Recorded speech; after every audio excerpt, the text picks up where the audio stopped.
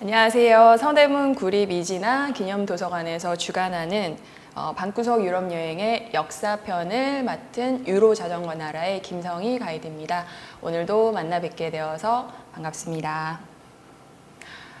지난 강의 두 강의들은 잘 보셨는지요? 예, 부족한 강의인데도 불구하고 너무 많은 또 응원과 격려를 해주셔가지고 이번 강의도 열심히 또 즐겁게 준비해 보았습니다. 그래서 우리 유럽의 역사를 이렇게 한 권의 책으로 이제 주제 도서를 정해가지고 1회차 강연 때와 그 다음에 2회차 강연 때 오늘 이제 3회차 이렇게 강연으로 이제 여러분들과 만나 뵙게 되었는데 우리의 역사도 그렇지만 유럽의 역사는 수많은 나라들이 이렇게 한 대륙에 뭉쳐 있다 보니까 3회에 걸쳐서 이제 제가 그 강의를 맡은 거는 주요 사건들을 이제 뽑아서 유럽의 역사를 이렇게 알려드린다라고 말씀을 드렸습니다. 근데 이제 저도 준비를 하다 보니 이렇게 긴 역사를 3회차로 이제 그 사건들을 뽑아서 하는 시간이 너무나 부족하더라고요. 그래서 이제 오늘 강의를 시작을 하면서 이게 또 오늘이 또 마지막이구나 라는 생각이 참 많이 아쉽다라는 생각도 들었고요. 그래서 이제 저와 같이 하는 이제 유럽의 그 역사편은 이렇게 끝까지 유럽사를 다 여러분들과 함께 하기는 조금 부족한 시간이었지만 오늘 3회차 강의에 여러분들이 또 관심을 갖고 그 뒤에 이어지는 유럽사를 또 여러분들이 또 이 책을 통해서라던가 아니면 다른 것들을 또 통해서 여러분들이 또 더 많은 관심을 가질 수 있는 계기가 되었으면 하는 그런 바람입니다. 그래서 우리 오늘은요 여러분 1회와 2회와 더불어서 오늘은 마지막 이제 3회 때 강연은 앞에 이렇게 보시는 대로 유럽을 뒤흔든 종교 개혁이라고 하는 사건입니다. 그래서 지난 시간 바로 중세 때 굉장히 중요했었던 역사의 흐름을 바꾸는 그 오늘날의 팬데믹의 원조라고 할 수 있는 흑사병에 대해서 이제 알아보았는데요. 그 흑사병과 더불어 이제는 근대를 알리는요 아주 중요했던 바로 사건인 이 종교 개혁이 또 어떤 새로운 시대를 이렇게 유럽을 향하게 만들었는지 오늘은 바로 이 종교 개혁에 대해서 여러분들 알아볼 것입니다. 그래서 지난 시간까지 유럽의 이 종교라고 하는 것, 교회라고 하는 건 상당히 많은 부분을 차지를 했었죠. 그래서 서로마가 멸망하고 나서부터 중세에 이어지기까지 교회가 가진 바로 그 영향력은 어마어마했었습니다. 그래서 이런 바로 종교는 또다시 개혁이라는 걸 통해서 유럽에 또 어떤 흐름을 바꿔놓았는지 오늘 보시게 될 거고요. 그래서 오늘은 이렇게 새 챕터로 여러분들 이렇게 알아보도록 할 겁니다. 이 종교개혁은 어떻게 해서 또 일어나게 되는지 그 배경에 대해서 알아볼 거고요. 두 번째는 16세기에 바로 종교개혁은 이 유럽의 어떤 모습으로 누구에 의해서 바로 또 종교개혁이 일어나게 되었는지 바로 알아보게 될 거고요. 그리고 마지막 챕터는 이전까지는 나오지 않았던 바로 이 신항로라고 하는 것을 개척하기 위한 대항해 시대가 또 열렸었던 유럽의 또 다른 패턴인 대항해 시대에 대해서 이렇게 한번 알아보도록 하겠습니다. 자, 그래서 우리 종교개혁 바로 어떻게 일어나게 되었는지 그 배경부터 알아보도록 하겠습니다.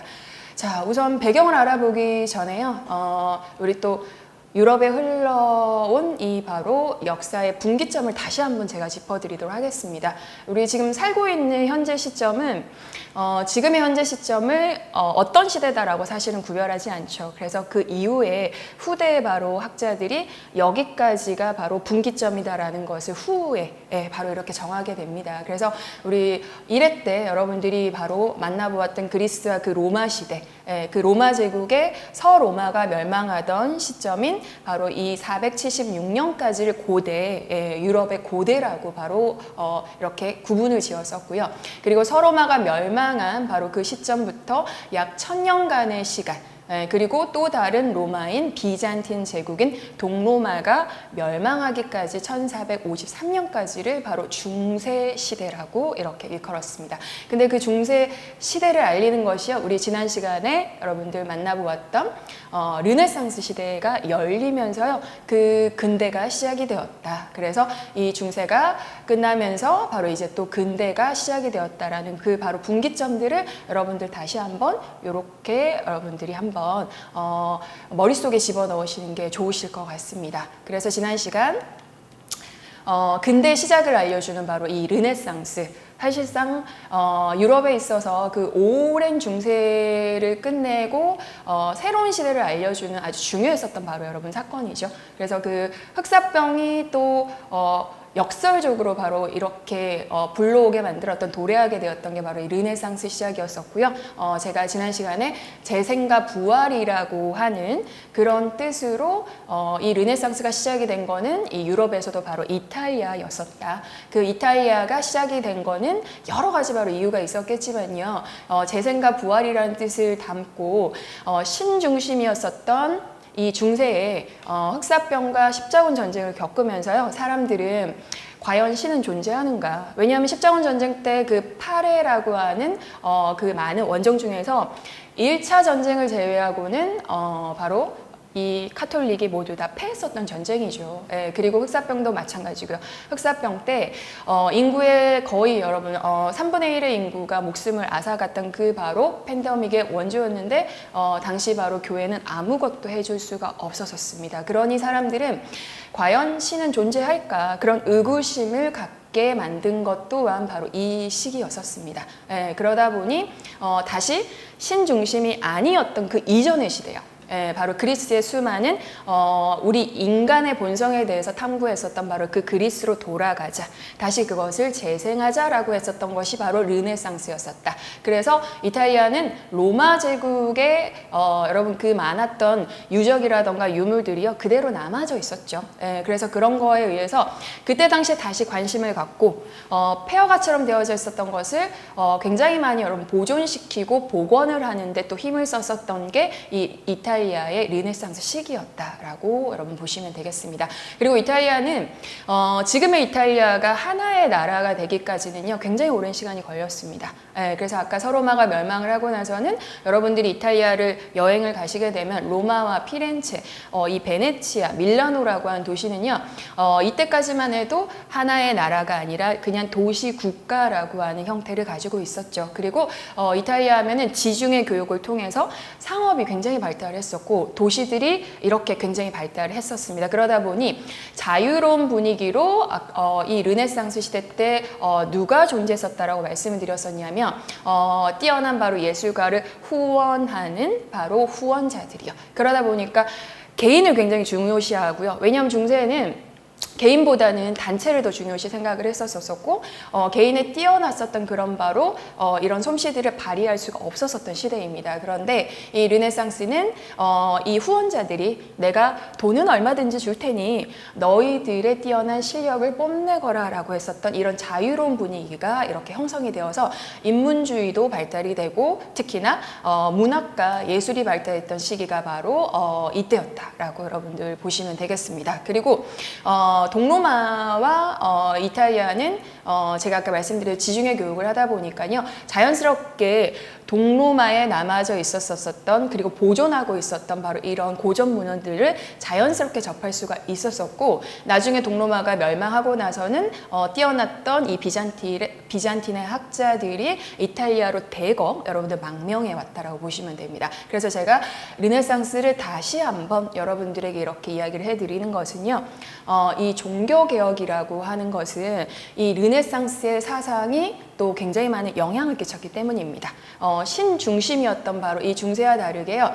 인간 중심이었던 바로 르네상스는 이제 인간의 생각으로 현실을 제대로 봤던 그 시기거든요. 그래서 이 르네상스를 제가 다시 한번 여러분들에게 이야기를 해드리는 것이고 지난 시간에 여러분들이 만나보았던 바로 이 예술가들 바로 후원자들에게 후원을 받으면서 그리고 이탈리아가 또 중심이 될 수 있었다라는 건 신의 실수로 우리가 알고 있는 이 세 명의 바로 예술가가 동시대 바로 살아섰었다라는 것을요. 그래서 레오나르도 다빈치, 미켈란젤로, 라파엘로요. 그래서 이들이 르네상스 시대 때 남겨놓은 바로 예술 작품들을 보시면요. 바로 이 작품은 레오나르도 다빈치의 바로 인체 비례 또는 비트루비우스라고 하는 그런 바로 제목으로 우리가 알고 있는데요. 이 작품뿐만이 아니라 사실 레오나르도 다빈치는 우리가 알고 있는 그의 직업은 화가뿐만이 아니라요. 그의 직업이 뭐 거의 30개 까지다라고도 이야기를 합니다. 그래서 수많은 이런 그림을 남긴 바로 화가부터 시작을 해서 우리가 오늘날 사용하고 있는 많은 바로 발명품들을 발명했던 발명가이기도 하고, 그리고 레오나르도 다빈치가 남겨놓은 바로 해부도는 지금도 의대생들이 문헌 참고서용으로도 사용을 하고 있다라고 하죠. 그래서 이 레오나르도 다빈치는요, 그래서 그림을 그릴 때도 자신이 바로 관찰한 바로 그런 것들을 과학적으로 접근했었던 바로 인물이었습니다. 그래서 그림 속에 정확한 원근법이 바로 과학적으로 표현이 됐던 바로 시기였었고, 이 르네상스 시대 때 이 미술은 또 그 이전과 다르게 이렇게 표현이 됐었다라는 것을 우리가 알 수가 있습니다. 그리고 다음 작품은요, 미켈란젤로의 바티칸에 있는 시스틴 예배당의 바로 천정화입니다. 그래서 우리 또 로마 여행을 가면은 수많은 분들이 또 이 작품을 보기 위해서 우리가 그 엄청난 바티칸 박물관 앞에서 줄을 서면서 기다렸던 바로 기억이, 이제는 이 코로나 때문에 이런 것도 너무나 그립네요. 그 줄을 서면서. 그래서 이 바티칸의 가장 마지막 박물관의 방이라고 할 수 있는 시스틴 예배당에 있는 바로 그 천정화인데요. 특히나 미켈란젤로는 2년 동안 메디치가의 양자로 메디치가의 저택에서 머물게 됩니다. 그래서 그 로렌조라고 하는 이 메디치가의 후원을 받았었던 바로 인물이었었죠. 그래서 그 로렌조 아들과 함께 저택에서 당시에 최고 당대 석학자들에게 새로운 사상과 인문을 배웠었던 게 바로 이 미켈란젤로였었습니다. 그래서 그림만 잘 그렸던 게 아니고요. 그리고 조각만 잘했던 게 아니라 이 미켈란젤로는 뛰어난 바로 신앙심과 이런 바로 뛰어난 또 인문학으로 자신의 바로 작품을 남겼었습니다. 그래서 이 천정화도 성경의 내용을 바탕을 하고 있지만은 그의 바로 그런 또 사상과 자신의 신앙심이 깃들여져 있는 작품이라고 할 수가 있겠습니다. 그리고 세 번째 작품은 라파엘로의 바로 아테네 학당이죠. 흔히 바로 우리는 이 그림을 가장 르네상스 시대의 정신을 담은 그림이라고도 이야기를 하고요. 이 그림 또한 바티칸의 율리우스 2세 교황님의 주문에 의해서 이 교황의 서재에 그려진 바로 그림입니다. 여러분, 그 교황의 서재거든요.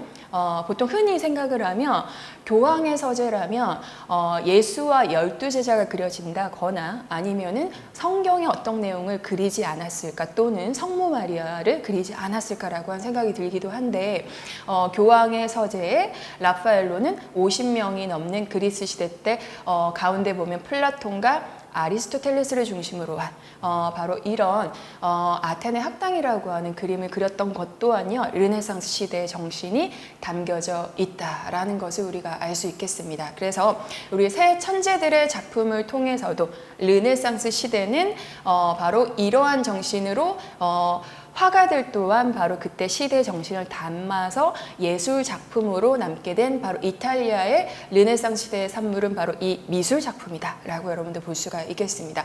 자, 그럼 이 르네상스는요, 이탈리아에서만 국한되지 않았었고, 여기 지도를 보시면 피렌체에서 시작된 바로 르네상스의 부흥은요, 이탈리아 안에서도 베네치아와 로마, 밀라노까지 이렇게 이어지고, 그리고 그 다음 알프스 이북에 있는 북유럽까지 이 르네상스가 이어지게 됩니다. 그래서 이 북유럽의 르네상스는 바로 네덜란드가 바로 중심이 되었었고요. 이탈리아와 다르게 북유럽은 이 성서의 기초를 두고 그것에 대한 연구를 더 많이 했었던 시기라고 합니다. 왜냐하면 아직도 알프스 이북에는 봉건 세력과 그리고 교회의 지도자의 세력이 강하게 남아져 있었던 바로 지역이었다라고 하네요. 그래서 당시에 네덜란드의 바로 신학자인 에라스무스는요, 우신 예찬을 통해서 당시에 좀 부조리하고 약간 타락한 성직자들에 대한 비판을 했었다라고 하고요. 그리고 바로 토마스 모어는 여러분 영국의 법률가이면서 바로 신학자였었던 인물입니다. 그래서 이 토마스 모어가 쓴 소설은 여러분 바로 이게 유토피아라고 하는 소설입니다. 유토피아는 라틴어로 그 어디에도 없는 세상이라고 하는 뜻입니다. 그래서 우리가 흔히 여러분 유토피아라는 말 되게 많이 쓰죠.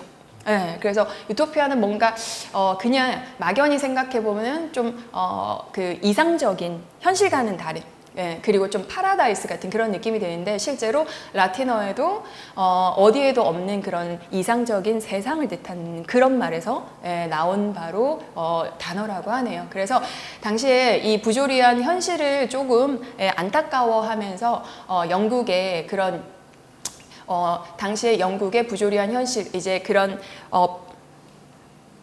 빈부격차가 없는 이상적인 바로 사회를 조금 이렇게 꿈꾸면서 만든 소설이 이 유토피아라고 한 소설이었다라고 합니다. 자, 그리고 북유럽의 또 르네상스는요, 우리 어렸을 때 여러분들 많이 보았던 이 만화로도 만들어지기도 했었죠. 돈키호테. 그 스페인의 세르반테스가 바로 쓴 이제 소설인데요.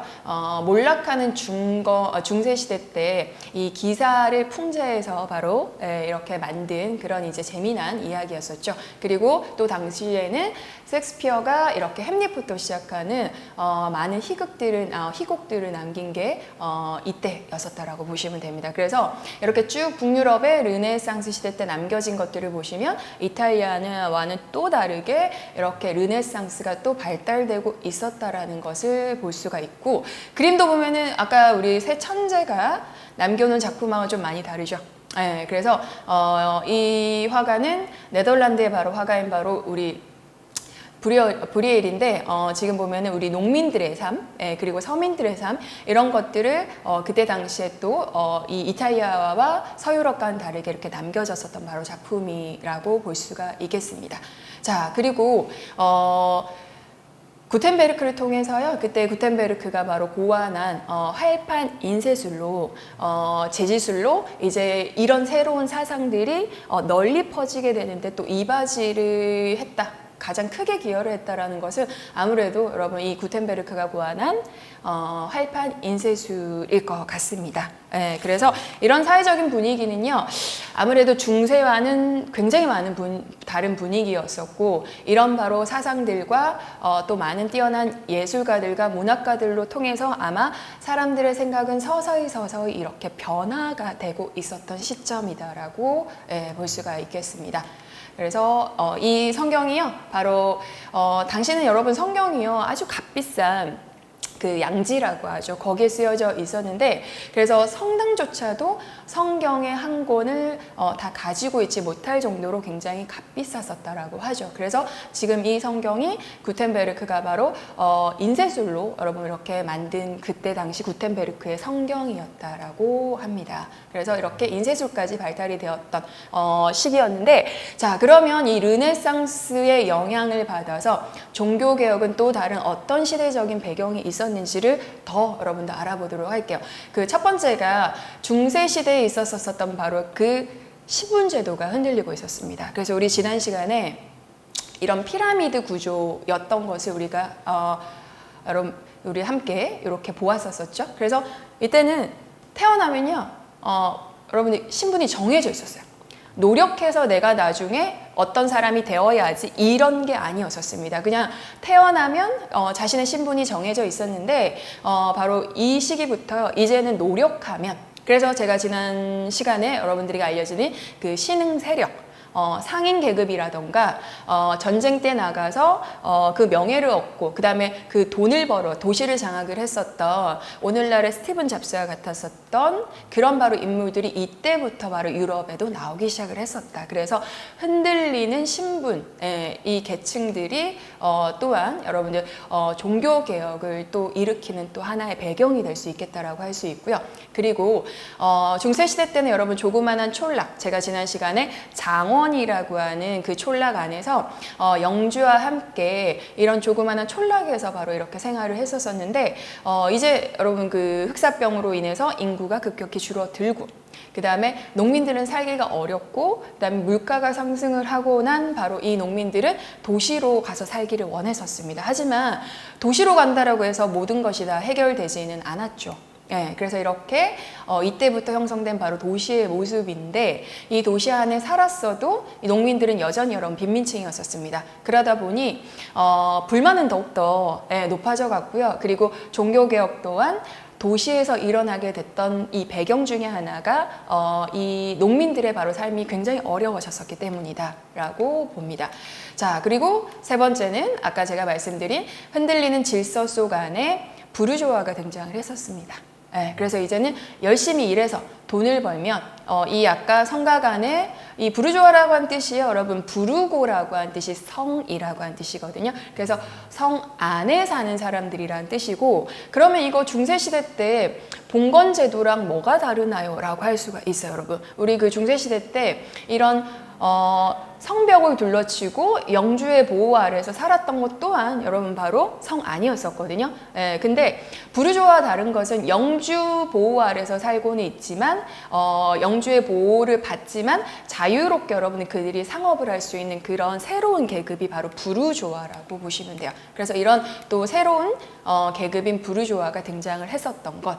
그 다음에 중세까지만 해도 여러분 민족주의라고 하는 것은 사람들에게 자라나지 않았었어요. 그래서 교황권이 굉장히 높았죠. 사람들은 자연스럽게 교회에 의지를 하고 교황권이 높았었던 시기입니다. 하지만 이때부터요, 영국이라던가 스페인이라던가 프랑스와 같은 바로 중앙 집권이 점점 강해지는, 그래서 봉건제도 때 이 지방 분권제가 아닌 이제는 중앙 집권제가 강하게 드러나면서 이제는 우리 민족주의라고 하는 것이 자라나다 보니까 왕권이 강해지면은 자연스럽게 교황권이 약해질 수밖에 없습니다. 그래서 이러한 바로 이유도 여러분들 하나의 또 종교개혁의 배경이 될 수 있겠다라고 볼 수가 있겠습니다.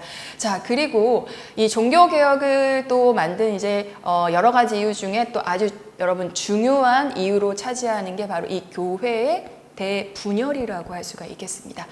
자, 이 중세시대 때부터 1000년간 너무나 많은 영향을 끼쳤었던 바로 이 교회는요, 이제 교회 내부에서 뿐만 아니라 이 유럽의 권력을 쥐고 있는 교황과 황제의 오랜 이 바로 그 권력 다툼이다라고 제가 말씀을 드렸었는데, 이 교회 대분열이라고 하는 또 이유가 있었습니다. 이게 무슨 말이냐면 이 교회 대분열은요, 대표적으로 아비뇽 유수라고 하는 사건입니다. 여러분, 아비뇽은요, 지금 이렇게 보시게 되는 이 도시인데 프랑스의 바로 남부 쪽에 있는, 그래서 여기 보시면은 그 근처에는 니스와 칸이 있고 이렇게 있는 프랑스 남부 쪽에 현재는 휴양지 도시로 알려져 있는 바로 그런 장소입니다. 자, 그런데 이 아비뇽 유수 사건은요, 우리 그 지난 시간에 알아보았던 교황권이 교황의 권력이 황제보다 더 높아졌었던 황제보다 높아져서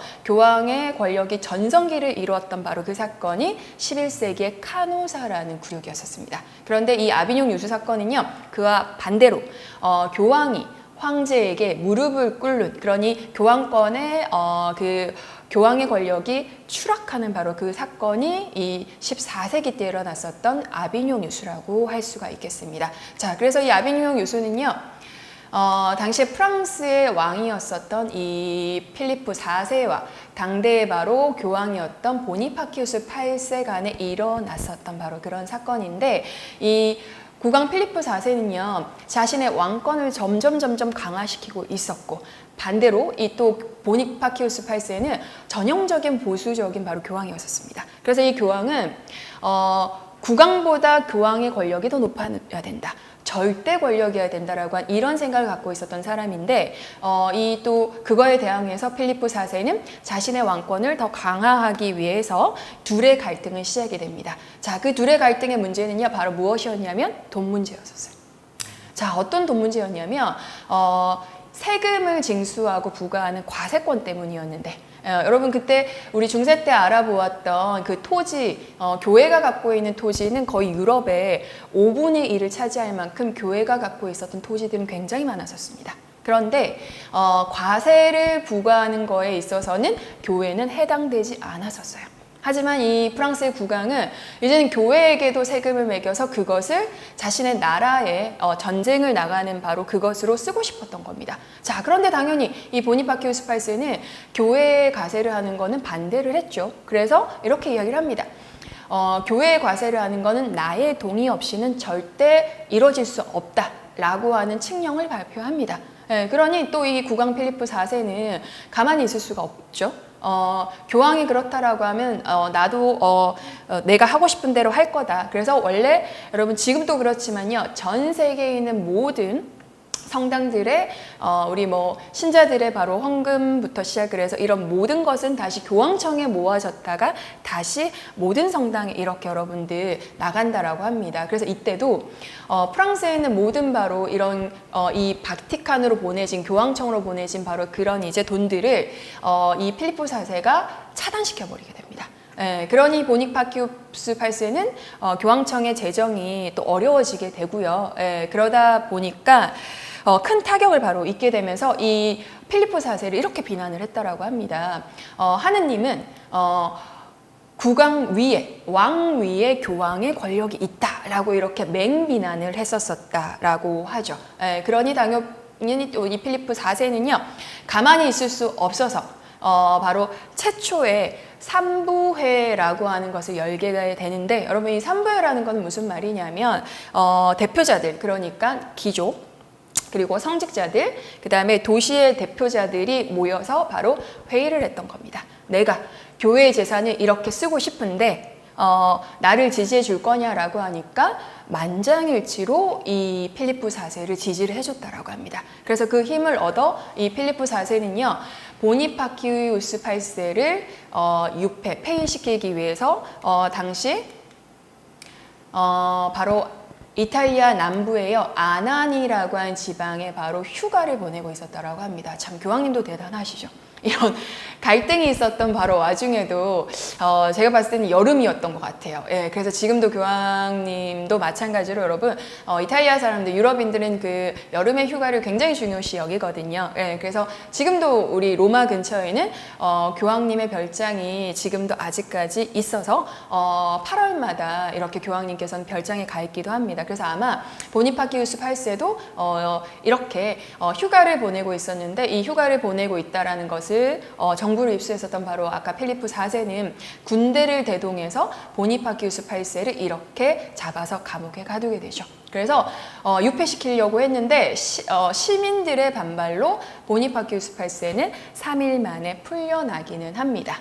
예, 그리고 이제는 그 권력이 당연히 여러분들 높아진 바로 이 필리프 4세는 더욱더 교황을 압박해서 어떤 것까지 밀어붙이게 되냐면요, 지금의 교황청인 바티칸에 있는 이 로마의 교황청을 바로 어디로 옮기게 되는 초유의 사태가 일어나게 되냐면 바로 이 아비뇽이었던 겁니다. 예, 그래서 아예 교황청을 프랑스 내 국왕의 바로 보호 아래 있게, 그러니까 자기의 권력 아래 두겠다라고 한 바로 뜻이었었겠죠. 그래서 이렇게 교황청이 최초로 이렇게 옮겨지게 되는 그 사건을 여러분 아비뇽 유수라고 합니다. 그래서 이 유수라고 하는 말은요, 예전에 그 유대인들이 바빌론 유수 때 포로로 50년 동안 잡혀갔었던 그것을 빗대어서 아비뇽 유수라고 하네요. 그래서 1309년부터 1377년까지 약 70년 동안 여러분 이 교황청은 아비뇽에 있게 되었고요. 7명의 바로 교황들은 이때의 교황들은 프랑스 출신의 바로 교황들이었다라고 하고요. 수도사들도 대부분 프랑스 출신이었다라고 합니다. 그리고 아까 보니파키우스 8세는요, 그렇게 3일 뒤에 풀려는 났지만 너무 큰 마음의 상처와 충격으로, 그리고 나이도 굉장히 많았었어요. 그래서 결국 한 달 뒤에 돌아가셨다라고 합니다. 자, 그래서 70년이 지난 바로 이 1877년에 로마는요, 다시 교황청을 로마로 되찾아오게 되지만요, 바로 이 아비뇽 유수 사건은 카노사 굴욕과 반대로 교황의 권력이 바닥으로 떨어진, 추락을 했던 바로 대표적인 사건이라고 볼 수가 있겠습니다. 자, 그런데 로마의 교황청으로 옮겨지긴 했지만요, 로마에서 교황님을 뽑았는데 이 프랑스에서는 또 자신들만의 교황을 여기서 또 따로 뽑게 돼요. 그래서 대립 교황이 나타나요. 그러니까 하늘 아래 여러분 두 교황은 있을 수가 없는데 로마의 교황, 프랑스의 교황 두 명이 존재하게 됩니다. 그래서 또 이거를 해결하기 위해서 이 두 교황은 교황이 아니다. 그래서 새로 또 뽑게 되면서 여러분 이렇게 놀랍게도 교황은 3명이 돼요. 그래서 정말 3명의 교황이 존재하는 초유의 사태까지 벌어졌던 게 바로 교회의 대분열이었었습니다. 이러니 얼마나 요즘에 보는 여러분 뭐 거의 뭐 막장 드라마하고 거의 비슷하다라고 보시면 돼요. 그래서 이렇게 3명의 교황까지 나타나자 이거를 이제는 해결하기 위해 종식시키기 위해서요. 1414년에 독일에 있는 콘스탄치 공의회를 통해 이 3명의 모든 교황을 다 퇴진시키고 새로운 교황을 다시 뽑으면서 일단락되고 종식이 되었었다라고 합니다. 이렇게 해서 이 아비뇽 누수 사건이 바로 교회의 대분열이 여러분들 일어났었던 그 사건이었었고요. 이 당시에 바로 등장했던 인물이 영국의 바로 이 위클리프라고 하는 신학자였는데 당연히 이런 것들을 비판했겠죠. 특히 교회 지도자들에 대한 비판을 하고 이 비판을 이어받았던 바로 인물이 체코의 얀 후스입니다. 자, 그런데 이 야누스는요, 결국은 교회에 대한 지도자들, 당연히 교황을 비판하고 성직자들을 비판을 하니 아까 콘스탄티누스 공에 오라라고 하는 그런 요청을 받아서 이 야누스는 그곳에 가게 됩니다. 당연히 회의를 할 줄 알고 공의회를 할 줄 알고 갔는데 그곳에 가자마자 이단이라고 치부를 받고 결국은요 화형을 당하게 돼요. 그래서 그는 화형을 당하기 전에 이런 이야기를 했었다라고 합니다. 너희는 지금 거위 한 마리를 불태워 죽이지만 100년 후에는 태울 수도 죽일 수도 없는 백조의 노랫소리를 듣게 될 것이다. 그래서 여러분 이 후스라고 하는 뜻이요 백조라고 하네요. 그래서 100년 뒤에 나타난 여러분 바로 그 백조는 또 누가 되는 것이냐면요. 여러분 이 화형을 당했던 시기가 1515년이거든요. 약 100년 뒤에 이 개혁을 성공시킨 바로 인물이 독일의 마틴 루터라고 보시면 됩니다. 자, 이렇게 해서 100년이나 앞섰던 바로 종교 개혁의 선구자로 꼽히는 바로 인물이요. 이 체코의 야누스라고 볼 수가 있겠는데 여러분 이곳은 프라하에 있는 종교개혁 광장입니다. 그래서 지금 야누스가 서거한 지 500주년이 될 때 만든 바로 기념 동상이고요. 그 아래에 보면은 체코어로 기단에 이렇게 쓰여져 있더라고 합니다. 서로를 사랑하라. 모든 이들 앞에서 진실을 부정하지 마라 라고요. 그래서 오늘날의 종교개혁을 또 가장 먼저 앞서서 또 일으켰던 바로 인물이라고 할 수 있는 게 가장 또 존경받고 있는 인물 중에 하나가 체코의 바로 여러분 이 야누스라고 하는 인물입니다. 자, 이렇듯 여러분들 그 교회의 대분열과 더불어서요 많은 깨어있는 신학자 그리고 당연히 서민들도요 점점 이렇게 지적인 수준이 높아지고 있었고 반대로 이렇게 보시면 아까 3명의 교황이 나타나고요. 교회의 바로 이런 이제 성직자들의 수준은 점점 낮아지고 있다는 것을 우리가 알아볼 수 있겠는데 그 정점에 치닫았던 것이 바로 너무나 타락했던 바로 성직자들. 그래서 거의 뭐 정점을 찍었던 바로 인물이 있었는데 그 인물이 바로 보르지아 가문의 알렉산더 6세라고 하는 인물입니다. 이 알렉산더 6세라고 하는 인물은요. 당시에 이 성직자들이 일삼았었던 부정부패를 뭐 거의 모든 걸 다 했다고 보시면 돼요. 자신의 야망을 위해서 음모론도 꾸미고요. 그 다음에 사람을 시켜가지고 뭐 살인도 아마 했었을 거라고 하고요. 그 다음에 매간 매직도 하고 성직 매매도 하고 그랬었다라고 하는데 그리고 심지어 교황이 되고 나서 여러분 교황이 되고 나면 바티칸 궁에서 살게 되죠. 우리가 오늘날에 대통령이 되면은 대통령관인 바로 청와대에 들어가는 것처럼요. 그런데 당시의 교황들은요. 공공연하게 알려지진 않았지만 암묵적으로 사생아들이 다 있었습니다. 사실 이건 말이 안 되죠. 여러분 교황은 결혼을 할 수 없는 신분인데도요. 근데도 사생아들이 있는 것은 그냥 공공연하게 암묵적으로 그런 시시되고 있었다라 합니다. 그래서 교황의 대부분의 조카들은요, 좀 의심을 해볼 만한 게 자신의 사생아일 수 있는 그런 가능성이 굉장히 컸다라고 합니다. 그런데 이 알렉산더 6세 교황은요, 바티칸 궁으로 입성할 때 자신의 아들 3명과 그 유명한 바로 딸인 루크레치아를 아예 데리고 당당하게 입성을 했었던 바로 인물이 알렉산더 6세입니다. 그래서 교황 중에서는요, 가장 타락하고 최악의 교황이라고 알려져 있는 인물로, 우리 또 미국에서는 이런 소재를 굉장히 좋아하죠. 그래서 미국에서는 이렇게 드라마로도 여러분들 만들어지고, 제목이 알렉산더 6세 교황이에요. 그리고 이 알렉산더 6세 교황의 아들이 그 유명한 마키아벨리의 군주론의 모델이 된 바로 체사레라고 하는 인물입니다. 그래서 이 알렉산더 6세 교황의 딸인 루크레치아와 뭐 근친상간이다라는 말도 많이 있었고요. 그래서 여기가 바로 바티칸 궁 안에, 지금 여러분 바티칸 박물관의 내부로 사용이 되고 있는 공간인데, 보르지아 아파르타멘토라고 해서 보르지아 가문이 바로 바티칸 궁에 사용이 됐었던 공간입니다. 그래서 여기 보면 화려한 금장식과 프레스코와 그림으로 이렇게 장식이 되어져 있는데, 여기에 바로 이렇게 그려져 있는 인물들은 보르지아 가문의 자신들의 가족들이에요. 그런데 여기 보면 희미하게 지워진 부분이 있죠. 그래서 이 여인은 사실 이 교황의 정부, 애인이었었다고 합니다. 그래서 이제는 아들과 딸까지 대동하지 못해 이제 아예는 당당하게 여러분 자신의 애인까지도 이렇게 자신의 바로 궁에다가 그려 넣었던, 그래서 이후에 교황이 되었던 바로 같은 교황들도요, 이 공간을 이제 나중에 이어서 쓰게 되는데, 같은 교황이라도 이것은 좀 참지 못하겠다, 그렇게 해서 후대의 교황이 바로 이 정부의 모습을 이렇게 지웠다라고 하는 것으로 전해지고 있습니다. 그래서 이 알렉산더 6세 교황은요, 바로 타락한 성직자의 거의 절정판을 이뤘던 그런 인물이라고 볼 수가 있겠습니다. 그래서 영화로도 이것뿐만이 아니라 여러분 보르지아라고 하는 가문 이렇게 만들어지기도 했고, 그래서 한번 여러분들이 이 교황의 소재로 만든 그 영화와 드라마는 굉장히 많습니다. 그래서 한번 찾아보셔도 여러분 꽤 흥미롭게 볼 수 있는, 그래서 오늘날로서는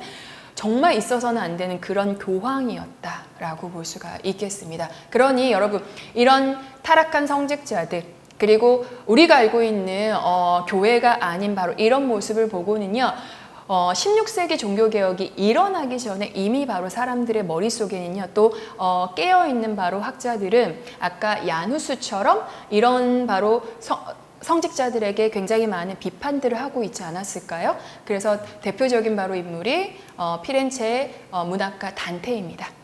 단테가 쓴 바로 여러분 그 신곡은요, 자신의 스승님 베르길리스와 함께 천국 여행을 바로 하는 것인데, 스승님과 대화를 나누는 이제 그런 내용이 있습니다. 바로 이 제일 아래인 바로 지옥을 가리키면서요. 스승님, 저 아래에 있는 저 사람들은 바로 누구입니까? 라고 했더니 스승은 바로 이렇게 이야기를 했다라고 하죠. 저 아래에 있는 바로 저 사람들은 살아생전에 교황이었던 사람도 있고 추기경이었던 사람들도 있어 라고요.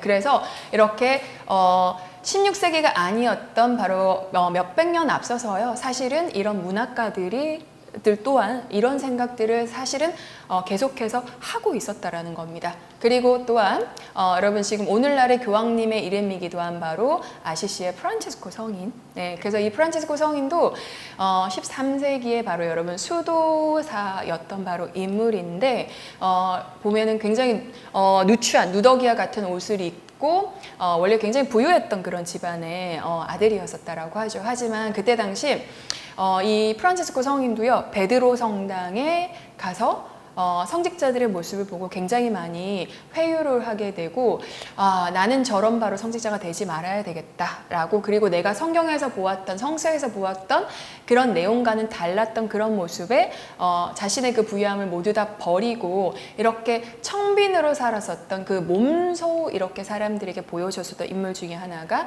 프란체스코 성인이었다 있었던 바로 인물이었습니다. 그래서 단테부터 여러분들 바로 이 프란체스코 그리고 아까 예술가들 또한요.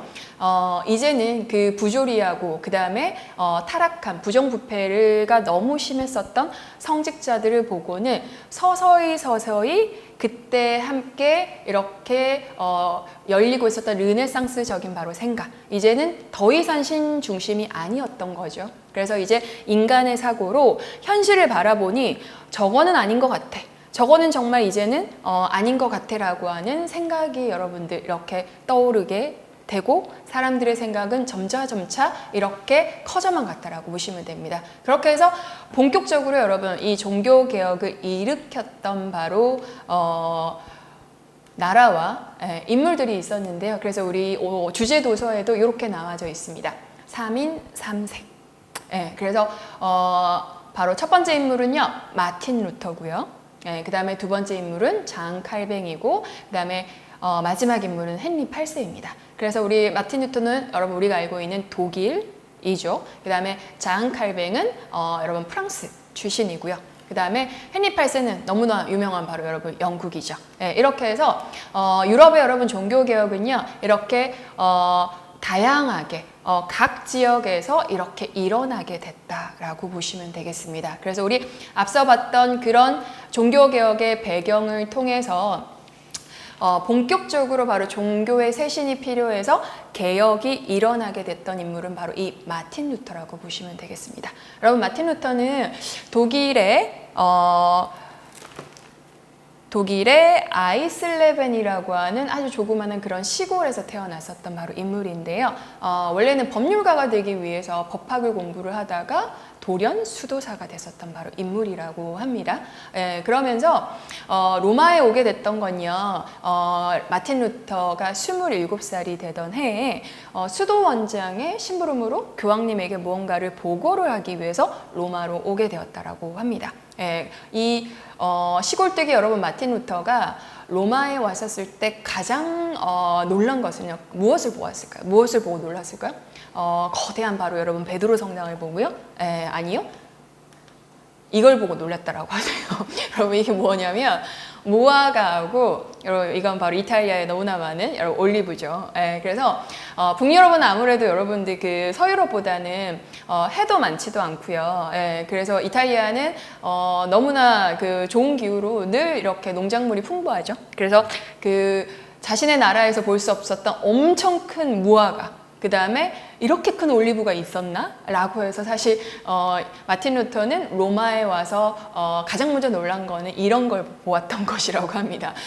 그리고 여러분들 바로 이 교회 뿌리라고 할 수 있는 베드로 성당부터요, 로마에 있는 많은 곳곳을 성지를 바로 이렇게 다니게 되었다라고 합니다. 그래서 여러분 수많은 성직자들은 우리 신자들도 마찬가지죠. 지금도 이 베드로가 묻혀져 있다라고 하는 성 베드로 성당에 누구나 한 번쯤은 가보고 싶어하는 곳입니다. 그래서 아마 마틴 루터도요, 그런 마음으로 로마에 오지 않았었을까요? 하지만 그가 본 모습은요, 바로 너무나 실망을 하고 돌아왔었다라고 하죠. 미사에 참석을 하게 되는데 이 미사는 그저 형식적이었었고 1시간 동안 미사를 몇 번이나 집전을 했었더라고 하냐면 여러분 7번이나 했대요. 여러분 많이 하면 좋을 것 같으세요? 미사를 하면은 신자들은 여러분들 바로 헌금을 내게 되는 겁니다. 그래서 1시간에 7번이나 한 이유는 바로 뭐냐면요, 그만큼 헌금을 많이 걷기 위해서였어요. 그래서 그런 모습을 보고는 바로 마틴 루터가 생각했었던 그런 교회의 모습은 아닌데 성직자들이 왜 저렇게 추락하고 있을까라고 하는 모습으로 실망을 하고 다시 독일로 돌아오게 되었다라고 합니다. 그러니 어떻게 보면 여러분 안 본 것보다 못한 것이 로마의 방문이었다라고 보시면 돼요. 그래서 이 마틴 루터는 다시 독일로 돌아와 그는 신학 교수 비텐베르크의 바로 신학 교수가 되었었는데 그에게 있어서 여러분 개혁의 도화선을 만들어 준 것은 바로 무엇이냐면요, 여러분 바로 이것 때문입니다. 면벌부라는 것 때문입니다. 여러분 바로 면벌부라고 하는, 우리가 알고 있는 면죄부라는 말이죠, 여러분. 예, 근데 이제 그게 이제 바뀌어서 면벌부라고 하는 것이 맞는 말이라고 하는데, 여러분 이 면벌부는요, 근데 발음이 되게 어렵네요. 면벌부. 그래서 이 면벌부를 면벌부가 여러분들 무슨 뜻이냐면은 우리가 살아가는 동안, 여러분 이때 당시 사람들은요, 죽어서 우리가 구원을 받는다라는 것이 여러분 굉장히 중요했었던 것입니다. 그래서 중세시대 때부터요, 지금 살고 있는 현세보다는 다음의 생에, 우리가 죽어서의 그 바로 내세를 굉장히 중요하게 생각했던 사람인데, 그러다 보니 천국에 가기 위해서는 여러분 살면서 죄가 없어야 되겠죠. 그래서 그 죄를 사해 준다라는 거. 즉 여러분 이 문서만 사면은 너네 지옥에 갈 필요 없어. 그리고 여러분 카톨릭 교리에 있어서는요, 천국과 지옥 사이에 어떠한 곳이 또 존재하냐면 연옥이라는 곳이 존재를 합니다. 여러분 연옥은 큰 죄는 아니에요.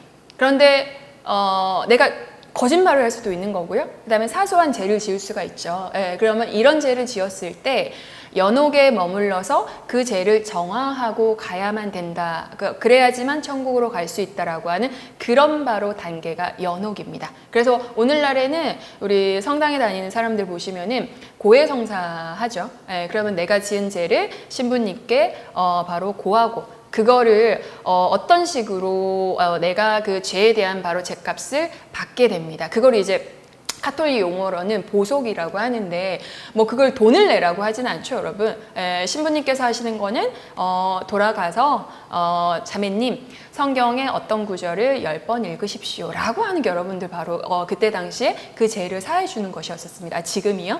그런데 당시의 교황이었던 클레멘트 10세는요 바로 이 면벌부라는 거, 여러분 천국에 가고 싶지 않으십니까? 이 문서만 있으면 지금까지 지어온 죄, 그 다음에 과거의 죄, 그 다음에 미래의 죄, 그거를 뛰어넘어 바로 죽은 가족들의 죄, 그 다음에 친척들까지 죄까지 전부 다 없애준다라고 하는, 사실 여러분 말도 안 되는 교리죠. 아니 교리라고 할 수도 없어요. 그렇죠? 이 엉터리 바로 이런 말을 하면서 이 면벌부라는 걸 팔게 되었던 겁니다.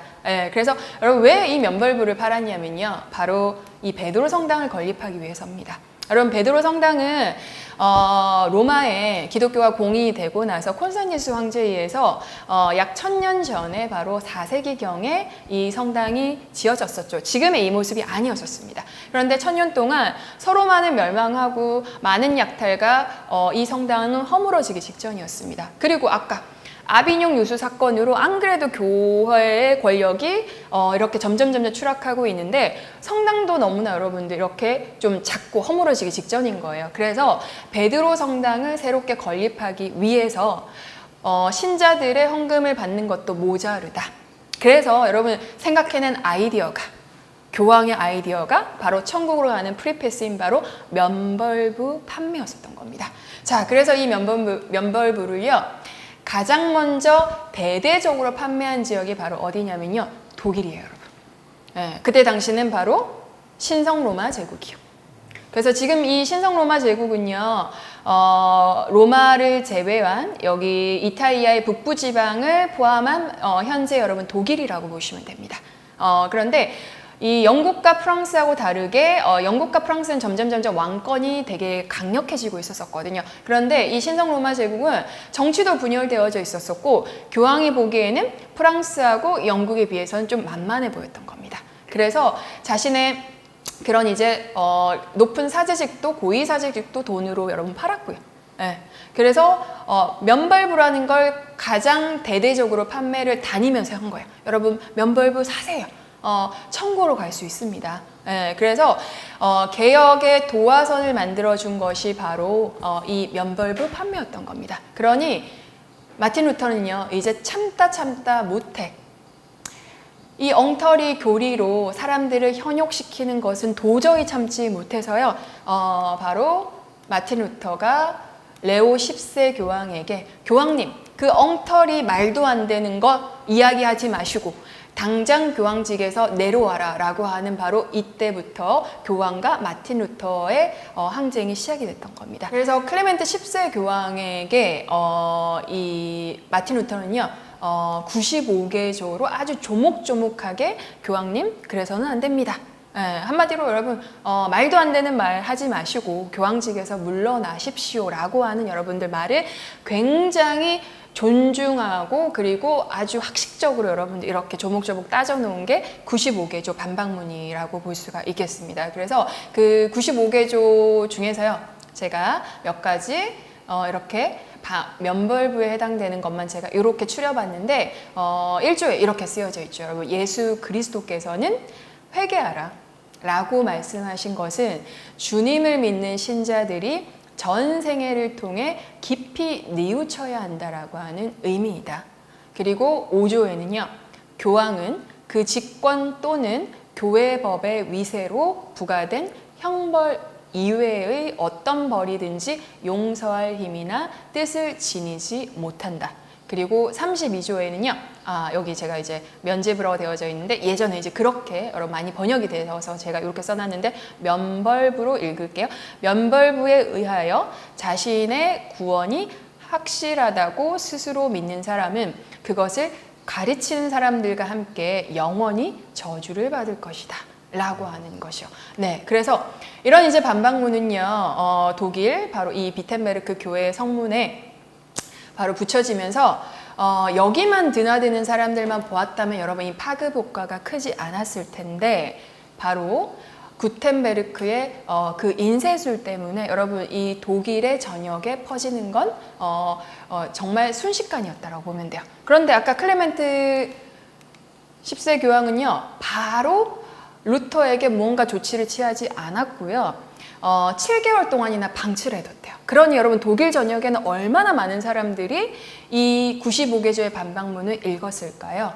그리고 나서 이 바로 레오 10세는 다른 일에 몰두를 하다가 이 일이 커진다라고 하는 소식을 접하고 나서야 뒤늦게서야 이제는 수습을 하려고 했었다라고 합니다. 그래서 그 수습은요, 이 마틴 루터에게 바로 당장 그것을 철회하고 네가 잘못했다라는 것을 이제 이야기를 해라. 내 앞에서 한 무릎 꿇으라 이런 말이죠, 여러분. 그렇게 바로 이야기를 했던 논쟁이 여러분 바로 라이프치히라고 하는 논쟁입니다. 예, 좀 독일 어들이라서 좀 여러분 어렵죠. 그래서 이 논쟁은요 바로 뭐냐면 이런 교서를 보냈대요. 클레멘트 10세 교황이 마틴 루터한테 교서의 이름은 이거였다라고 합니다. 주님이여 일어나소서. 예, 교황은 이제 루터한테 이렇게 이야기합니다. 주님, 포도 농장에, 포도원에 한 야생 멧돼지가 뛰쳐나가서 동물들을 다 어지럽히고 있습니다. 그러니 여러분 바로 루터를 뭐에 비유한 거냐면요. 야생 멧돼지요. 예. 그러면서 이런 이제 교서를 바로 보내게 되는데 이 교서를 받은, 그러니까 빨리 철회하지 않으면 내가 너를 파문시킬 거다라고 하는 말에도 불구하고 루터는 교황의 교서와 카톨릭 교서를 모두 다 불을 태워버렸다라고 합니다. 자, 그러면 이 신성 로마 제국의 황제인 까를 5세는요. 그럼 누구 편에 섰었냐면요. 루터 편이 아닌 바로 교황 편에 서서요. 어쩔 수 없이 마틴 루터를 법적으로 보호해 주지 않았습니다. 자, 그러면서 이 논쟁에도 결국은 여러분 그 교황과 루터 간의 이 그 싸움은 빨리 사그라들지 않으니까요. 교황은 루터에게 바로 보름스 의회를 하라고 요청받게 됩니다. 여러분 또 의회에 참석하라고 하면요. 아까 야누스의 콘스탄츠 공이 오라라고 하는 그 사건이 떠오르죠. 네, 그래서 의회에 참석하라고 갔지만 야누스는 어떻게 되었냐면 바로 그곳에 가자마자 여러분 이단으로 치부되었고 화형을 당했잖아요.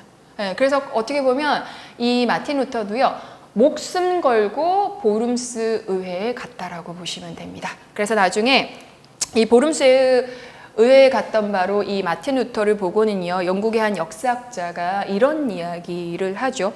지옥 그 자체에 정면으로 도전하고자 했던 루터의 행위는 두려움 없는 최고의 용기가 무엇인지 여러분 보여주고 있다라는 거예요. 네, 그 지옥이라는 게 바로 여러분 이 교회를 뜻하지 않았을까, 구교를 뜻하지 않았을까라고 한 생각이 듭니다. 그래서 이 보름스 의회 때 결국은 끝까지 바로 이 루터는요, 절대 네라고 하지 않았습니다. 교황 앞에서 잘못된 것이다 라고 하는 한마디만 했으면은 파문을 하지 않았을 건데, 끝까지 마틴 루터는요, 아니요 라고 했고요. 나는 내 양심을 하나님의 말씀에 따르는 것입니다 라고 이야기를 해서 결국은요, 이제 이 의회가 끝나고 나서는 신변의 위협까지 느끼지 않았을까라고 합니다. 하지만 여러분, 이런 마틴 루터를 마음으로 지지를 하고 있었던 사람이 작센의 프리드리라고 하는 제후였었는데요. 이 제후가 바로 이 신변의 위협을 느낀 바로 마틴 루터를 은신처에 조용히 아주 몰래 여러분들 이렇게 보호를 해주었다라고 합니다. 그래서 7개월 동안요, 그 보호 아래에서 바로 마틴 루터는 무엇을 한 거냐면, 당시 여러분 성서들은 라틴어로 다 쓰여져 있었습니다. 그러니 미사를 가두어 당시 서민들은 잘 알아듣지 못했었던 라틴어로 복음을 전하고 설교를 하면 사실은 잘 못 알아들었었습니다. 그런데 그 7개월 동안 마틴 루터는 독일어로 성서를 바로 저술하게 됩니다. 자, 그래서 이 독일어로 된 바로 성경책이 아까 인쇄술을 통해서 여러분들 나오게 되는데 어떻게 됐을까요? 거의 뭐 지금으로 따지자면 여러분 그 성경책의 값은, 당시 성서값은 소 한 마리 값이었대요. 그럼에도 불구하고 독일 사람들은 그 초판 인쇄술이 나오자마자 다 팔려서요, 다시 또 찍어낼 정도였다라고 합니다. 그러니 여러분 당시 독일 사람들과 제후들은요, 아마도 이런 개혁을 언젠가는 하고 싶었던 것이 아닐까라고 하는 그런 생각이 들죠. 그래서 결국은요, 독일 전역으로 퍼져나간 바로 이 마틴 루터의 개혁의 효과는 결국 그를 지지하는 제후들과 함께 1555년에 아우스부르크 화해라고 하는 바로 그 화해를 통해서 교황은요, 결국은 루터의 바로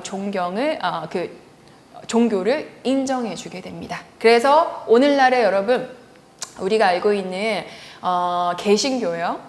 그래서 이 개신교가 바로 신교고, 원래부터 아주 오래전부터 있었던 바로 그 종교를 구교, 바로 카톨릭입니다. 그래서 이 1517년 마틴 루터의 이러한 개혁으로 인해서 오늘날에 여러분 카톨릭과 개신교가 이렇게 여러분 나오게 됐다라고 보시면 됩니다. 그렇게 해서 루터파는요, 많은 제후들의 지지를 받으면서 이제는 한 종교로 인정을 받게 되었는데, 이 마틴 루터와 더불어서 스위스에서 또 다른 개혁을 하고 있었던 인물이 프랑스 출신의 장 칼뱅입니다. 여러분, 그래서 칼뱅파, 루터파 이렇게 많이 들어보셨을 겁니다. 그래서 이 칼뱅은요, 스위스에 사실은 칼뱅보다 더 먼저 개혁을 하고자 했었던, 성서 중심으로요, 츠빙글리라고 하는 또 개혁자가 있었는데, 사실 그 개혁자가 실패를 하고 나서 이 칼뱅은 이러한 또 이론으로 여러분 사람들의 지지를 얻었었다라고 하는데, 굉장히 재미난 이론입니다. 그 첫 번째가 예정설이요.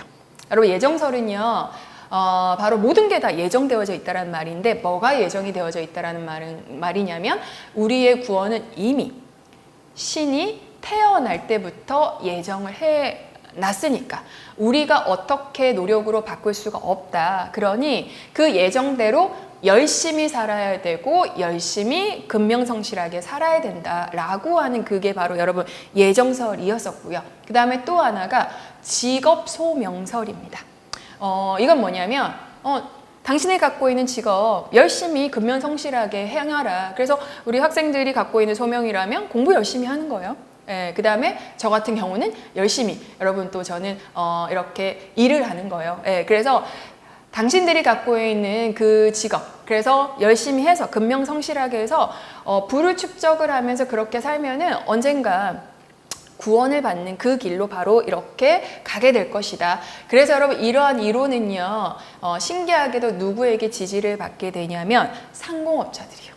왜냐하면 여러분 돈을 버는 것이 제약시가 되었다. 그래서 제가 지난 시간에 왜 메디치가들이 뛰어난 바로 여러분 그 상인들이 교회에 후원을 해줬던 이유 중에 하나가 바로 부자들이 천국으로 가는 것은 낙타가 바늘구멍에 들어가는 것보다 통과하는 것보다 어렵다라고 한 이야기를 해드렸었습니다. 그래서 이 돈을 버는 것, 부자가 되는 것은 사실 제약시가 되어져 있었는데 칼뱅의 이론을 보면은 부를 축적하는 것은 여러분 바로 직업을 소명하는 것이고 내가 열심히 일하는 것이다 라고 하는 것을 보여주는 것 때문에 상공업자들의 굉장히 큰 지지를 얻으면서요. 이것이 바로 나중에 이 이론이 자본주의의 기본 바탕이 되었던 것이라고 합니다. 그래서 여러분 스위스 제네바에서는 칼뱅에 의해서 또 개혁이 일어나고 있었다라는 겁니다. 자, 그러면 마지막으로 우리 이 헨리 8세는 여러분 영국에서는 또 어떠한 개혁이 일어나고 있었냐면 사실은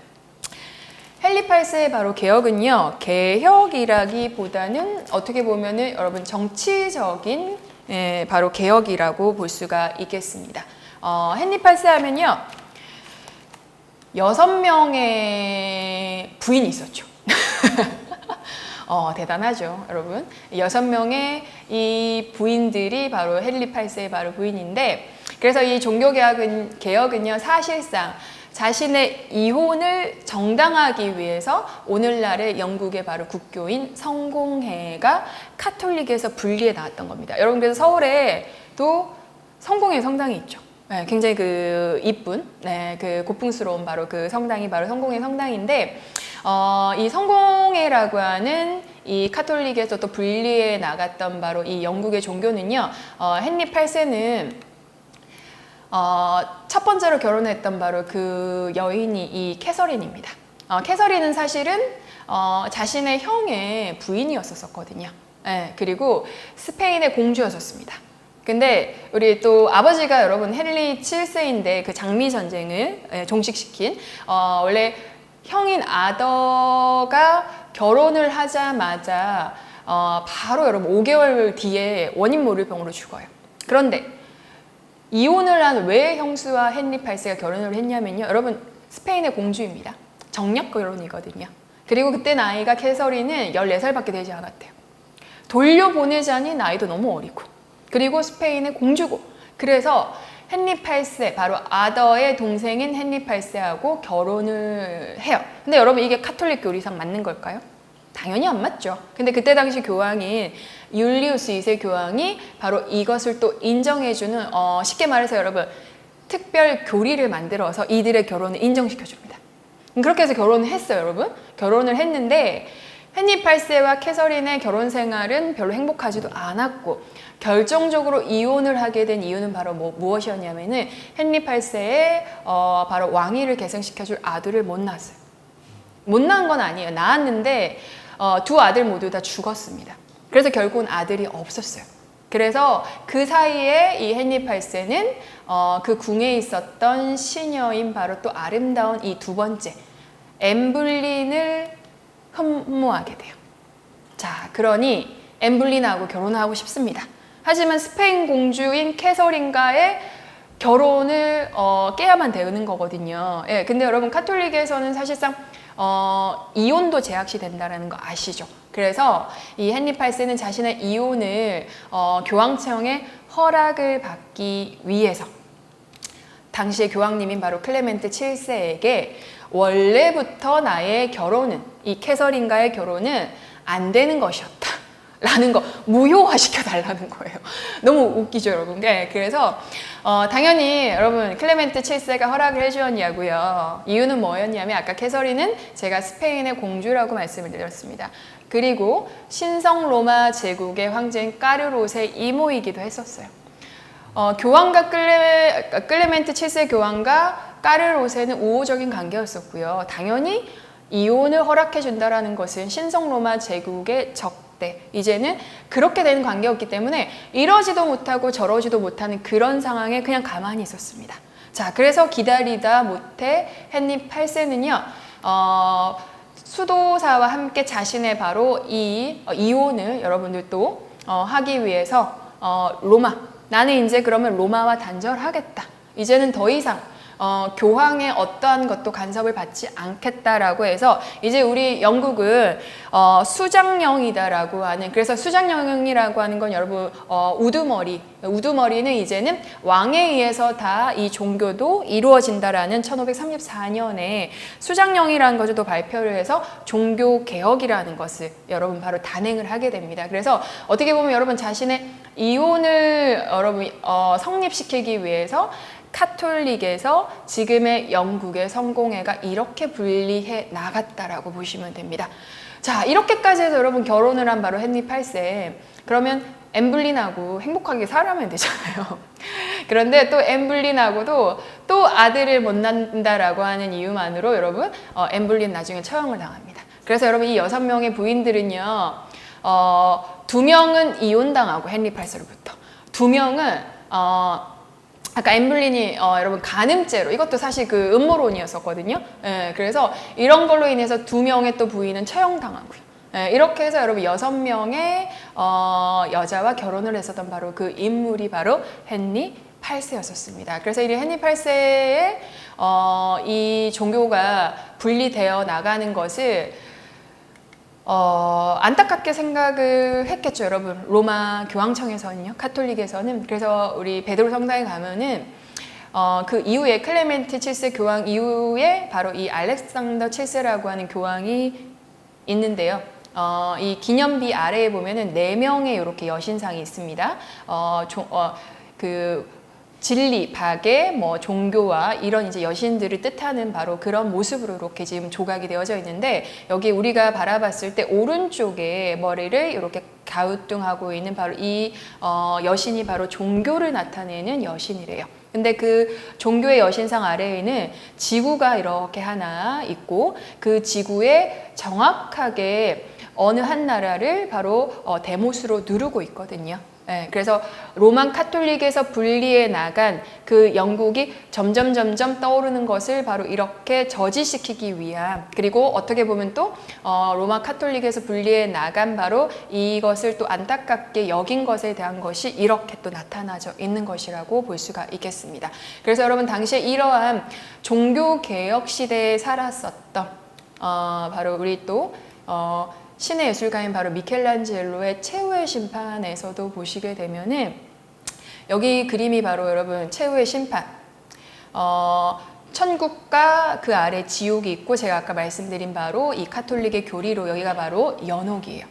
연옥인데 지옥의 제일 아래에 보면은 이렇게 단테의 신곡에 나오는 그 지옥의 심판관 미노스하고 함께 이렇게 지옥의 강을 건너고 있는 대부분의 바로 이 사람들의 모습의 얼굴들은요, 대부분 타락한 성직자들의 모습. 아까 제가 말했던 메간 매직하고 그런 이제 성직자들의 모습들을 이렇게 알게 모르게 그려 넣었었다라고 합니다. 예, 어떻게 보면 여러분 루터도 루터지만은 그리고 칼뱅도 칼뱅이지만은 이런 바로 미켈란젤로와 같이요, 예술가들 또한 자신의 목숨을 내걸고 아마 그때 당시 사람들이라면요 누구나 느끼던 그런 모습이지 않았을까요? 모든 것은 여러분 또 절정에 달하면요 다 지게 되어져 있는 거죠. 그래서 교황뿐만이 아니라 교회의 타락한 모습을 보고 미켈란젤로는 당시 어마어마한 권력을 쥐고 있었던 고위 성직자들의 모습을 여기에다 그려 넣으면서도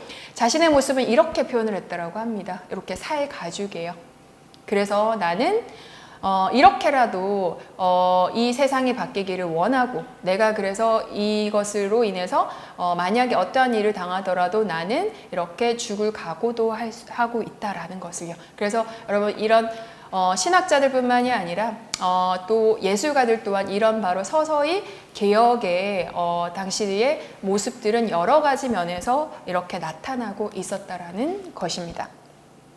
자, 그래서 루터파는 여러분 아까 제가 말씀드린 대로 1555년 아우스부르크 하이를 통해서 이제는 구교하고 다르게 루터의 신교로 정확하게 이렇게 인정을 해줬는데요. 아까 칼뱅의 바로 또 종교는, 칼뱅이 또 말한 그런 이론은 뭐 프랑스, 지금의 네덜란드, 그 다음에 뭐 영국 이런 지역으로 스코틀랜드까지요, 북유럽으로 널리 퍼지고 있었습니다. 그러니 이 구교는 여러분들 이제 루터의 종교뿐만이 아니고 칼뱅까지 더불어서 점차 커지는 거에 대해서 사실은 좋아하지 않았겠죠. 예, 그래서 구교와 신교 간에 또 오랜 시간에 여러분들 바로 또 전쟁이 일어난 것이 바로 그 종교 전쟁 30년 전쟁이었습니다. 그래서 그 30년 전쟁이 바로 최초의 바로 또 국제 전쟁이었었다라고 하는데요. 이제 그 국제 전쟁에서 더 이상 이제는 이 종교 전쟁은 없을 것이다 라고 하면서 여러분 이 칼뱅의 종교까지 인정을 해준 것이 바로 이 베스트팔렌 조약이라고 보시면 됩니다. 그래서 1517년 마틴 루터 때부터 시작을 한 바로 이 개혁은요, 이렇게 해서 유럽의 종교로 인해서 일어나는 전쟁이 어떻게 보면 종식이 되었다라고 보시면 되겠습니다. 자, 종교개혁과 더불어서요, 여러분 유럽의 또 새로운 흐름이었던 바로 신학로를 개척하기 위한 대항해 시대가 열리고 있었습니다. 이 대항해 시대는 왜 신학로라고 하는 건 여러분 새로운 이제 그 길을 이제 열었다라는 거죠. 그래서 그 항로를 왜 찾아야만 됐었냐면요. 우리 그 비잔틴 제국이었던 바로 동로마, 그 이스탄불은, 지금의 이스탄불은 동방의 모든 것들이 다 콘스탄티노플로 모였다가 다시 유럽으로 왔었습니다. 근데 그런 바로 무역이 이제 끊기게 된 건 바로 뭐 때문이었냐면 1453년에 동로마 제국이 멸망했기 때문입니다. 그러니 오스만이 거기를 다 차지하고 있었고 동방의 무역은 다 독점하고 있었거든요. 근데 이미 유럽은요, 그 동방에서 오는 동방의 그 전례들, 그러니까 물품들이죠.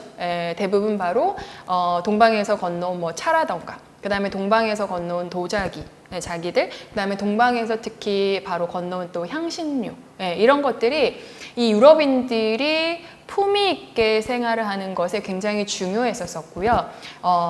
이 향신료 같은 경우는요, 뭐 특히 네덜란드 사람은 계란을 다 먹은 다음에야 소금을 내어준다. 뭐 이런 말이 있을 정도로요.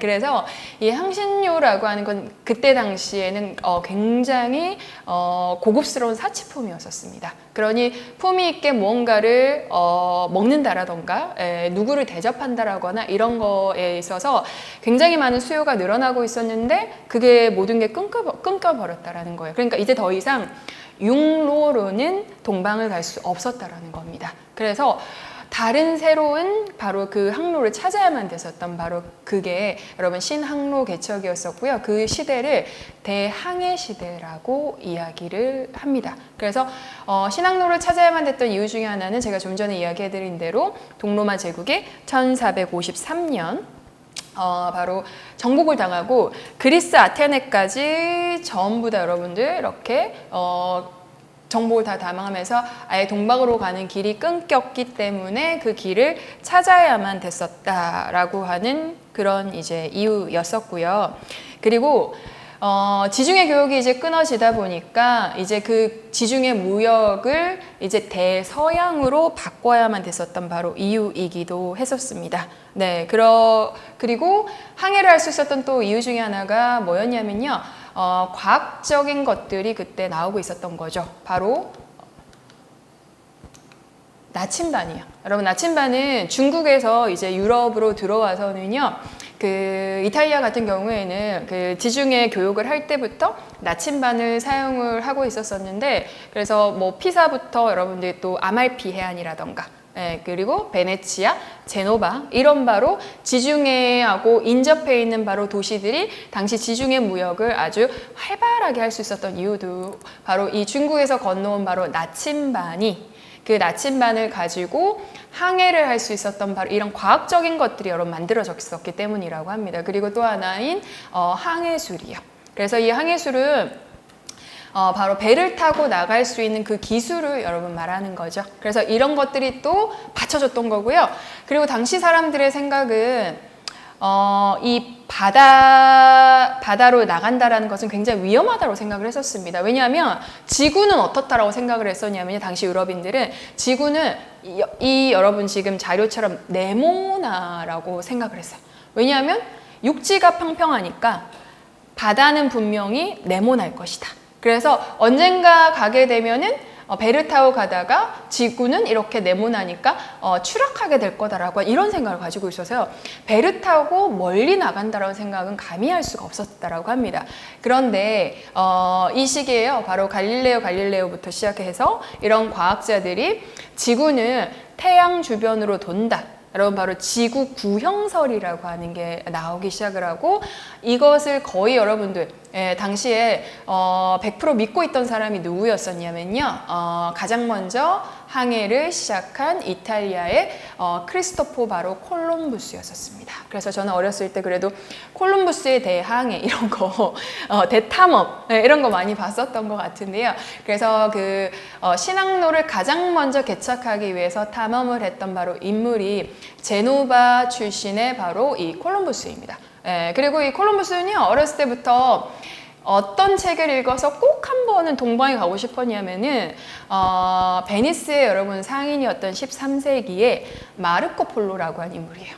여러분 마르코 폴로는 들어보셨죠? 네, 그래서 그 실제로 베네치아에 가보면 그 베네치아 집들 사이로 이렇게 운하로 다니는 그 곤돌라를 타게 되면은 마르코 폴로가 살았던 그 생가가 아직도 남아져 있는데요. 당시 이 베니스 상인이었던 그 마르코 폴로가 17년 동안 여러분 바로 이 원나라에 가서 또 높은 관직까지 있으면서 여행을 마치고 바로 베니스에 돌아왔었을 때 사람들에게 동방의 이야기를 바로 해주게 됩니다. 야, 동방에는 이렇더라.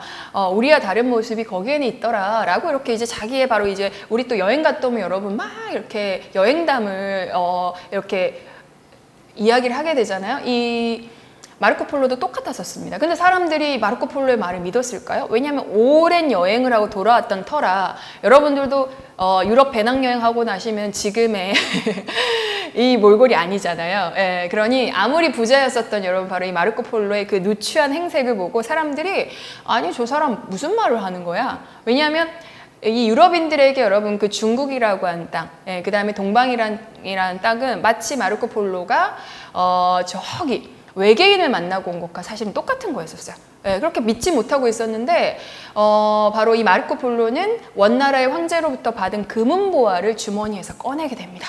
여러분 근데 그걸 보고 나서는 이 사람들이 믿기 시작을 하죠. 그래서 이 마르코 폴로가 그 동방을 다니면서 써놓은 바로 여러분 그 모험담을 읽었던 바로 이 크리스토퍼 콜럼부스는요. 자신의 꿈 중에 하나가 나도 진짜 그 신비의 나라인 동방에 가고 싶다라는 것이었었고 아까 제가 이야기해드린 대로 동방과의 교역의 그 길이 바로 육로로는 끊겼기 때문에 이런 말도 있죠 여러분. 향신료를 구하기 위해서 탐험을 떠났다라고 하는 그런 이야기도 있습니다. 그래서 이 콜럼버스는 여러분 그 항해를 떠나기 위해서는 배도 필요하고요.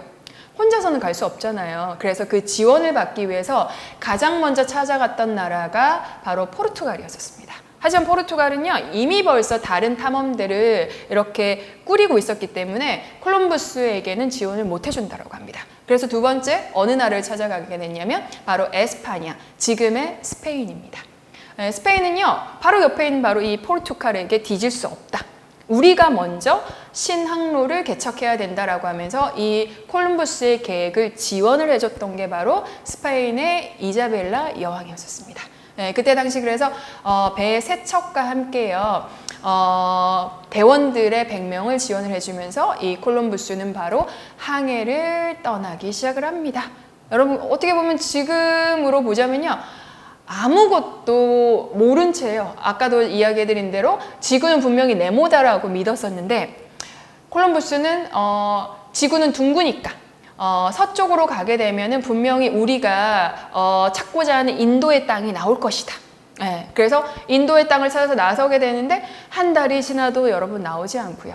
배에 실어놨던 식량들은 점점 떨어지기 시작을 하니 그 배에 타고 있던 대원들은 콜럼버스에게 이야기하죠. 이제 그만 돌아가자고. 이러다가 우리 모두 죽게 생겼다고. 하지만 콜럼버스는 포기하고 싶지 않았었어요. 그래서 대원들은 근데 콜럼버스를 진짜 죽여서라도 여러분 돌아가고 싶었었다라고 합니다. 왜냐하면 당시 사람들은 저기 더 가기만 하면 분명히 우리가 추락할 것 같은데 이런 생각을 가지고 있었던 거죠. 근데 때마침 며칠 지나지 않아서 여러분 바다 위에 무엇이 보이기 시작을 했냐면 자신의 배에 이렇게 나무에 달려져 있었던 그 열매의 나무가 바다 위에 둥둥둥 떠 있는 겁니다. 네, 그래서 그것을 보고 나서는 이 나무가 떠다니는 것은 아마 저기에 대륙이 있을 거다라고 하는 뜻이었었고요. 지나지 않아 바로 불빛들과 함께 바로 마을이 보였었다라고 합니다. 그렇게 여러분 도착했던 땅이 콜롬보는 자신이 생각했었던 바로 인도라고 믿었었고요. 그 인도에서 만난 그 원주민들을 그래서 여러분 인디언이라고 부르게 되었었습니다.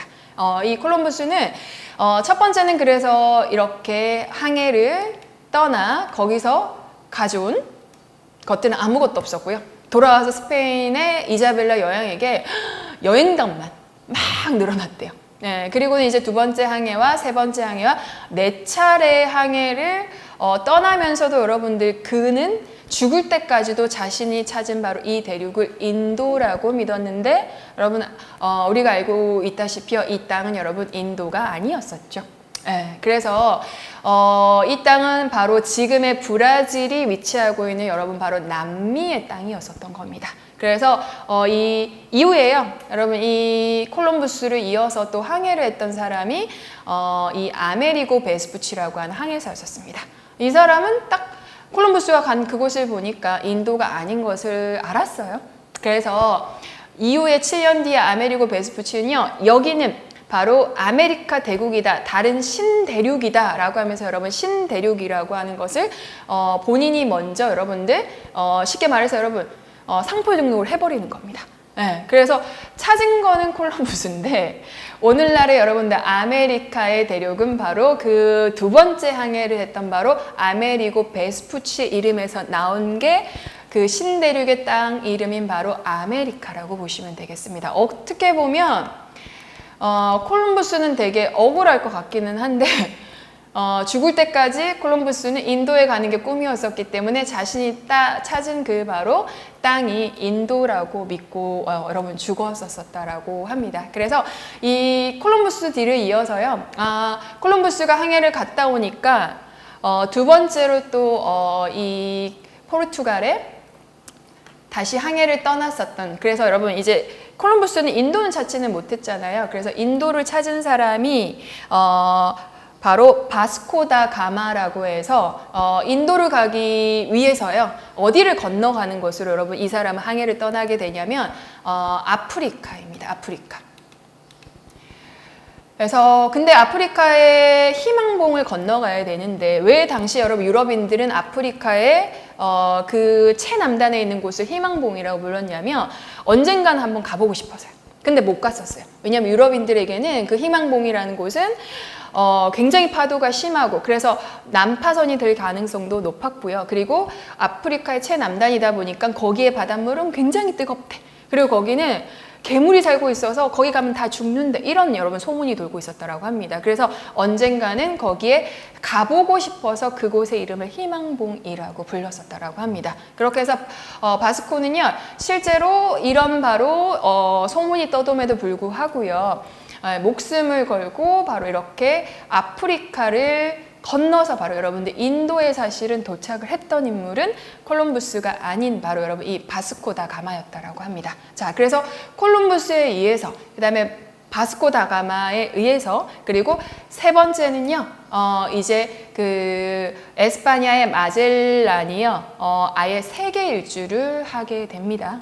그래서 2년 동안 여러분 세계 일주를 하면서 그 항해를 마치고 돌아와서는요 제가 아까 말씀드린 이제 지구는 둥글다라는 것이 증명이 됐던 게 바로 세계 일주를 하고 돌아온 마젤란의 인물에 의해서였었다라고 합니다. 그렇게 해서 여러분 여러 명의 탐험가와 항해사들을 통해서 이제는 지중해 무역을 할 수가 없어진 바로 이 지중해 무역을 이제는 아예 여러분 대서양이라고 하는 무대로 바꿔놓게 된 것이고요. 이 항해로 인해서 여러분들 그 이후는 또 어떠한 영향을 끼치게 되었냐면요. 아까 자신들이 찾고 싶어 했던 동방의 뭐 차, 그 다음에 도자기라던가 그리고 향신료라던가 이런 것뿐만이 아니라 아메리카 대륙에서는 여러분들 이런 여러 가지 유럽에서 볼 수 없었던 뭐 옥수수, 여러분 뭐 토마토, 감자, 뭐 바닐라, 그리고 담배, 커피까지. 그래서 그 이전에는 여러분 이런 작물들이 없었었다라고 보시면 돼요. 그래서 제가 이거 보면서 그럼 과연 유럽인들은 그 이전에는 정말 밀밖에 없었나 뭘 먹고 살았을까라고 하는 바로 생각이 들었는데, 이게 바로 이제 신대륙을 발견하고 나서 유럽에는 새로운 작물들이 들어오게 되었다라는 것이고요. 그리고 당연히 또 인도와 신대륙을 발견하고 나서는 유럽에 또 이런 작물들과 그런 향신료뿐만이 아니라 여러분 금과 은들도 굉장히 많이 들어오게 되었습니다. 그래서 금과 은이 들어오니까 당연히 물가가 상승을 하고 가격이 높아지게 됩니다. 왜 여러분 물가가 상승을 하냐면 금은이 들어오면은 금과 은은 당시에 여러분도 화폐였었어요. 예를 들어서 물건이 하나 있고 화폐가 하나가 있으면요, 이걸 1대1로 바꾸게 되는 겁니다. 그런데 무역을 하면서 이렇게 대서양의 무역을 하면서 화폐들이 굉장히 대량으로 들어와 버려요. 근데 물건은 하나밖에 없고요, 화폐는 여러 개가 생기게 됩니다. 그럼 이 물건을 사기 위해서 화폐는 더 많아요. 그러니 물건을 사기 위해서는 이 화폐값이 더 높아질 수밖에 없는 겁니다. 그러다 보니 자연스럽게 가격이 높아지다 보니 불리해지는 사람이 누구였냐면 돈을 갖고 있는 영주들이에요. 그리고 이익을 보는 사람들은 바로 누구냐면요, 이 물건을 갖고 있는 상인들입니다. 그렇게 해서 가격이 상승하고 물가가 높아지는 것이 바로 또 이 항해를 통하고 신항로를 개척한 바로 결과였다라고 합니다. 그리고 신대륙을 발견하고 여러분 새로운 곳에 가서는 이제 유럽의 열강이었던 스페인과 영국과 프랑스 등은요, 이제는 유럽에 있는 식민지뿐만이 아니라 아프리카와 인도와 바로 미국에까지 아메리카 대륙까지 남미까지 넘어가서는 새로운 식민지를 개척했다라는 거. 그래서 이제는 그 식민지 개척의 땅이 더 넓어졌다라는 것이 이 신항로 개척이 낳은 결과라고 보시면 되겠습니다. 그래서 우리 유럽에 지중해 무역을 할 수가 없어서요, 또 자연스럽게 새로운 길을 열기 위해서 찾아 나섰던 바로 이 항해는 이 유럽인들이 믿고 있었던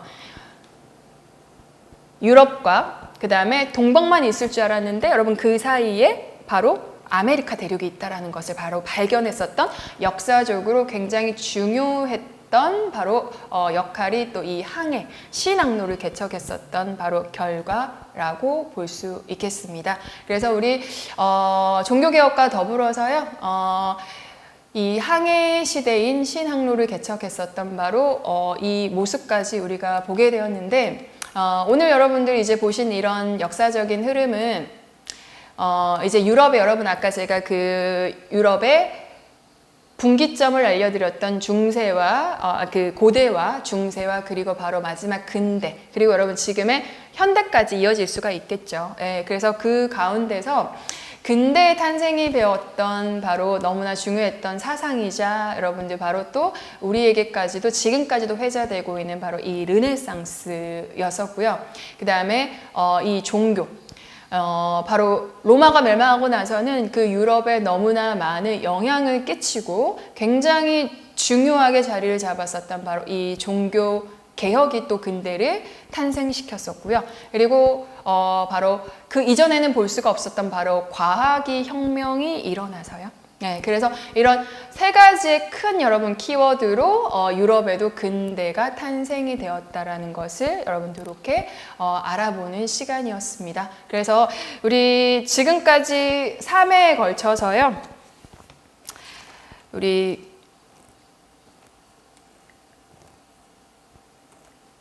방구석에 이제 여러분 유럽의 역사 여행이라는 것을 이제 이렇게 보셨는데, 근대 유럽 이야기의 거의 이제 초반 부분까지 여러분들 이렇게 저와 함께 하셨습니다. 그래서 우리 1회 때 유럽의 시작이다, 유럽의 그 태동이다라고 할 수 있는 그 그리스와 로마 문명에 대해서 또 알아보고, 중세에 아주 중요했던 사건인 이제 십자군 전쟁, 그리고 그 천년의 역사를 또 이제 담고 있는 비잔틴 제국이요. 예, 그리고 2회차 때에는 중세 유럽의 흐름을 바꾸는 바로 오늘날 여러분 우리가 또 코로나 시대 때 좀 공감할 수 있던 이야기였던 바로 이 흑사병에 대해서 이렇게 우리 함께 또 이제 알아보셨고요. 오늘은 또 이제 그 근대에 있어서 가장 위대하고도 가장 중요했었던 그 정신 운동이라고도 하고 여러분 개혁이라고도 할 수가 있는 바로 종교 개혁까지 이렇게 알아보았습니다. 그래서 여러분 역사를